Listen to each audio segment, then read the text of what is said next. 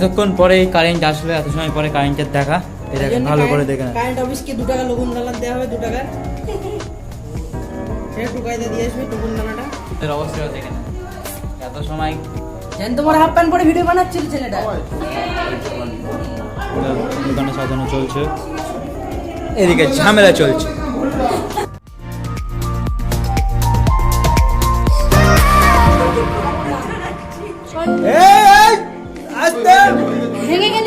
ভেঙে গেলে গল্প শোন। হয়ে গেছে, ঠাকুর মশাই পারলো না।